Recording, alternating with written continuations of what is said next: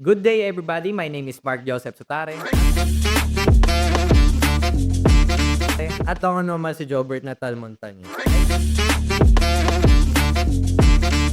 And ngayon, pag-aaralan natin kung ano ba yung perspective ng natural law theory at modern world sa EJK at death penalty. Pero ngayon, let's talk about EJK and death penalty. So, according kay Mon Elizabeth, ang EJK daw, extrajudicial killing is yung pagpatay na hindi dumadaan sa due process o yung dumadaan sa korte.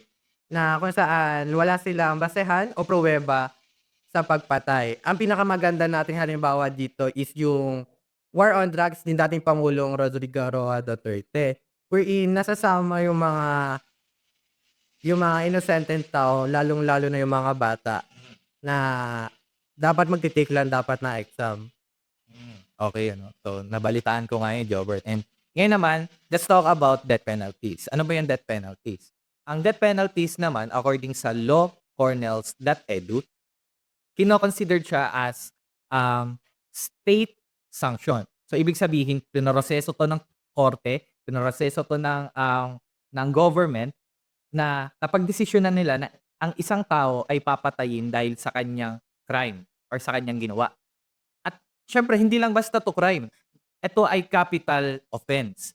So, paano ba natin masasabi na capital offense ang isang crime?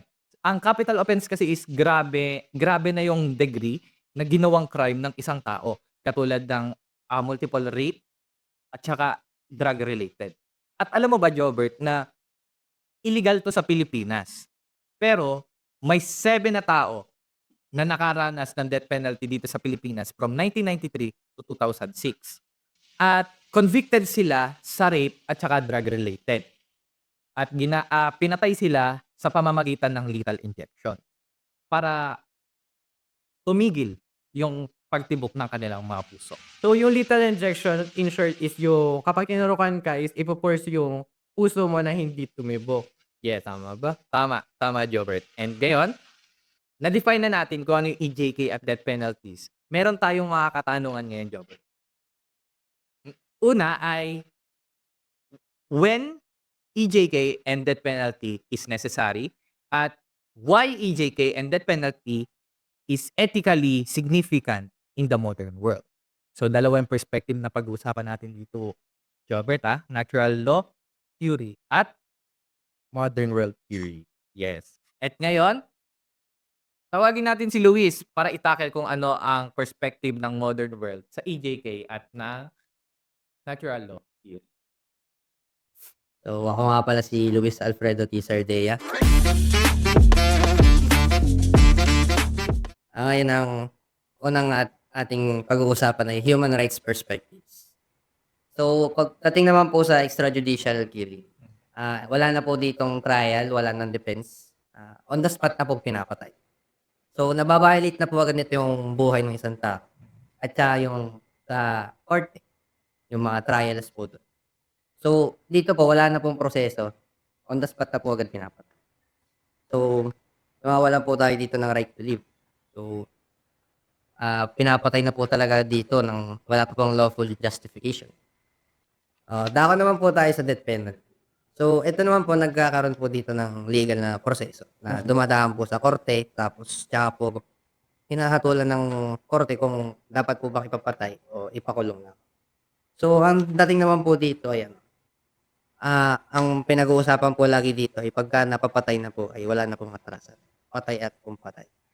Baga, wala na pong second chance kung baga tawagin nga.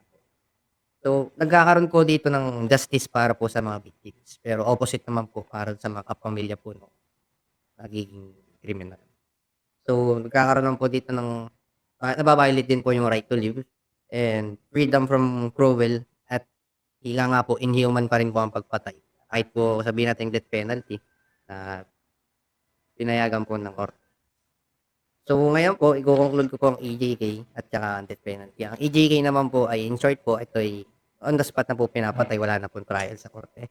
Ang death penalty naman po, dumadaan pa po sa korte at and then po ay hinahatulan po ng pagpatay ng korte. Also, in short, yung human rights is nababiolate kasi hindi sila binibigyan ng rights to live. Tama ba?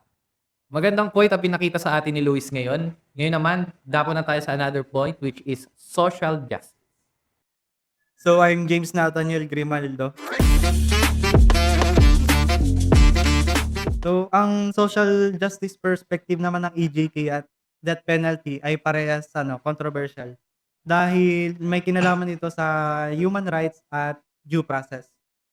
So yung EJK ay tinututulan dahil parang nawawalan ng karapatan yung isang tao na ipagtanggol yung sarili niya. Then ang death penalty naman ay kine-question dahil may possibility na maling hatol or hindi pantay ang justice lalo na sa mga mahihirap na tao. At ngayon, ito naman yung mga perspective nito sa mga issue. Sa contemporary world, na nito bilang isang controversial na issue. Then, madaming tawang nagsasabi na effective daw ito sa paglaban sa crime. Madami din naman nagsasabi na hindi ito effective kasi lumalabag ito sa human rights at due process. Isa sa mga pangunahing debate tungkol sa EJK ay kung tama bang patayin yung suspected criminals without trial para lang mapabilis yung justice. So, ang social issue dito ay yung paglabag sa human rights. Let's say, for example, may napatay na suspected criminal doon sa kabilang kanto. And then, sabi ng mga residente doon ay okay lang yun kasi para daw safe yung lugar. Then, kinabukasan, nalaman nilang inosente pala yung napatay na yan. So, lumalabag yun sa sa human rights at pagkamatay ng inosente dahil walang due process. So tama ka dun James, na na-mention mo yun, yung part na yun. Kasi, isa sa mga, victim ng, ah, ng EJK ay mga mahihiya or mga walang kaya. Yung hindi nila kayang ipagtanggol yung kanilang mga sarili. So, para wala ng proseso, para tapos ang usapan, ang ginagawa na lang nila is pinapatay na lang nila yung mga suspected victims dahil wala silang kakayahan ipagtanggol yung sarili nila. Okay, so doon pa lang nawawalan na tayo ng harmony. Wala na tayong pagkakaisa sa ating community. Kaya natatanggalan din ng karapatan yung mga tao mabuhay. Okay? So, ngayon, mas palawakin pa natin yung ganong mga usapan. Mga ganyan dahil pupunta na tayo sa natural law theory. Good day, everyone. My name is Andrea Gabriel Estremera. And i-explain ko naman sa inyo kung kinokontradict ba ng avoiding offense and living in society ang EJK and death penalty. So dito kasi sa extrajudicial killing ay makikita naman natin na mali ito kasi pumapatay sila ng tao na hindi dinadaan sa tamang proseso. Meaning, walang pagkakapantay-pantay at hindi nare-respeto yung mga karapatan ng tao. Dito kasi sa death penalty, hindi ganun kadali kasi may proseso na siya and pinag-uusapan pa kung tama ba talaga yung pagpatay. Kung sa iba, iniisip nila na tama yun para na din sa kaayusan ng lahat. Pero may naniniwala din kasi na mali yung pagpatay. Oo, sa perspective talaga ng death penalty is, may part sa perspective ng natural law theory na ang death penalty is inaallow. Kasi, kung papatay mo isang tao is wala na siyang pag-asa magbago. And ang main point talaga ng natural law theory is to preserve life.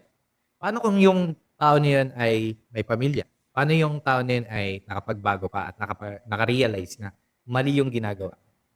May part talaga sa natural theory na inaalaw at hindi inaalaw na gawin yung death penalty. At ngayon, nag-gather na natin lahat ng mga perspective at mga points and disagreement and agreement ng bawat theory at perspective sa modern world at saka sa natural law theory. Ngayon, pag-usapan naman natin kung paano siya i-conclude or ano yung magiging conclusion at response ng ating grupo.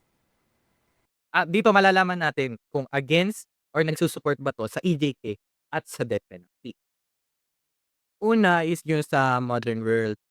Pumasok dito yung human rights deliver in sinasabi dito na against siya sa EJK at saka sa death penalty wherein Kapag nga naman pinatay ka ng walang basehan, nava-violate na agad yung human rights to live mo. At saka sa social justice naman, against lalo ang EJK wherein hindi man lang nila hinahanapan ng pruweba para patayin ka. Now, punta tayo sa perspective ng life. Kung iisipin mo, may nape-preserve bang life doon sa EJK and the death? Of course not, wala, 'di ba? Siyempre walang nape-preserve na life kasi nga pumapasok na nga dun yung police. Oo. Wherein mawawalan ka na ng buhay. So ano pa life ang mape-preserve dun? So, nako-contradict yung mismong point ng preservation of life. So, malinaw yun. Next naman, doon tayo sa living in a society. Na-mention ko kanina na walang harmony at pagkakaisa sa social justice 'pag may EJK at death penalty. Kasi, paano kung merong pamilya yung tao at merong pag-asa pang mabuhay? So, may death penalty at EJK, wala na siyang pag-asang makapagbago at magkaroon ng, realization sa kanyang buhay. So, wala ding harmony.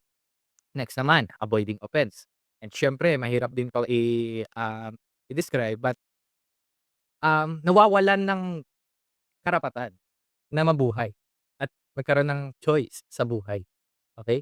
Kasi, we all know naman na ang tao ay nagkakamali at, gumagawa ng tama, okay? According sa natural law theory and kailangan ng guidance ng ibang tao at lalo-lalo na ng divine being. Kaya ngayon, kino-contradict niya avoiding sa offense kasi, um, walang karapat or hindi nabibigyan ng karapatan or tamang karapatan yung mga mahihirap na ipaglaban ang kanilang mga sarili. So in conclusion, the EJK and the death penalty defies the law and the rights of the human to live in a society and many more. So kapag kasi may pinatay ka na kagaya ng nasabi kanina is nawawala na dun yung right ng tao to live, nawawala na yung tao ng kakayahang magbago. So dun lalabas yung tensyon ng pagpatay wherein sa EJK is pumapatay sila ng walang basehan at saka sa death penalty naman is meron silang basis pero in a legal way. Hindi pa lang legal sa Pilipinas pero legal na din sa ibang bansa. Thank you so much for watching and see you next time.